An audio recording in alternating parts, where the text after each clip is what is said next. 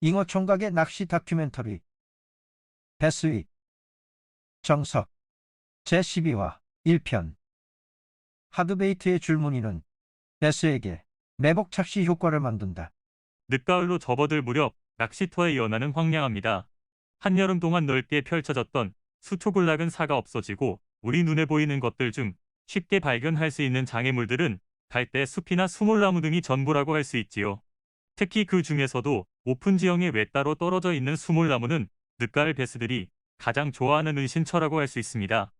11월 즈음이 되면 전국의 많은 낚시터의 연안 물속은 아마도 위의 사진과 같은 풍경이 펼쳐지겠지요. 가을을 맞이하여 신체적인 활성도는 좋아져 있으나 매복할 공간이 부족한 배스들에게 이와 같은 수몰나무는 더함이 없이 좋은 사냥터라고 할 수 있습니다.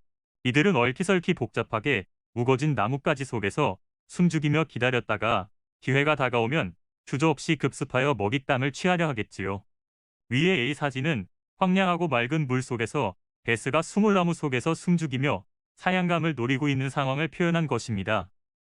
배스의 입장에서는 자신이 수몰나무 속에서 매복하고 있으니 먹잇감들이 자신을 미처 발견하지 못한 상태라고 생각하겠지요.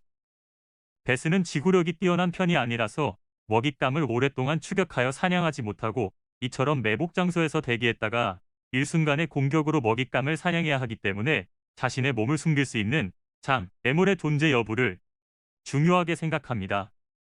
그런데 만약 위의 A 사진에서 수몰나무를 제거하여 지워버린다면 어떤 상황이 펼쳐지게 될까요? 아래의 B 사진은 A 사진에 있는 수몰나무를 없애고 배스가 매복할 곳이 없는 오픈 지형의 상황을 연출해 본 것입니다. 과연 이런 상황에서 배스는 어떤 행동을 취하게 될까요? 예상컨대 B 상황처럼 오픈된 지형의 배스들은 A와 같은 커버 지형의 배스들보다 먹잇감을 추격하여 사냥하려는 의지가 감소하게 될 것입니다. 서로가 서로의 존재를 잘 알고 있는 상황에서라면 포식자인 배스의 입장에서는 더욱 작고 빠른 먹잇감을 쫓아가 사냥하는 것이 결코 쉽지 않은 일이기 때문이지요. 바로 이와 같은 상황, 늦가을로 접어들어 연안에 장애물이 없어지고 물색이 맑아지는 상황이 만들어졌을 때 마치 어떤 먹잇감이 수몰나무와 같은 여러 갈래의 가지 뒤쪽에 머무르고 있는 것처럼 보이도록 만들어진 것이 바로 줄무늬 하드베이트라는 것입니다. 그런 원리를 나타내고 있는 것이 바로 C의 모습이라고 볼 수 있지요.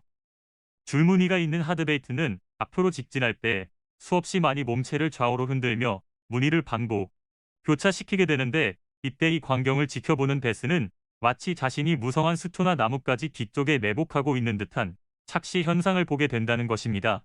C의 상황을 보면 배스는 실제로 맑은 물색에 오픈된 지형에서 머물고 있지만 이리저리 서로 교차되는 하드베이트의 세로 줄무늬를 통해 마치 자신이 복잡한 장애물 속에 매복하여 있다고 착각하게 된다는 것. 그리하여 오픈 지형에서도 배스들의 공격 성향을 좀 더 확실하게 끌어낸다는 것이 바로 세로 줄무늬의 역할인 셈이지요.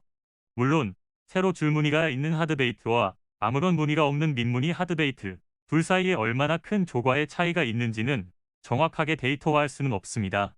물속 세상의 변수는 단순한 숫자 노름을 통해 파악할 수 있는 것이 아니기 때문에 딱히 이 색상, 이 무늬로 인해 잘 낚였다고 힘주어 말하기는 힘들다고 볼 수 있지요.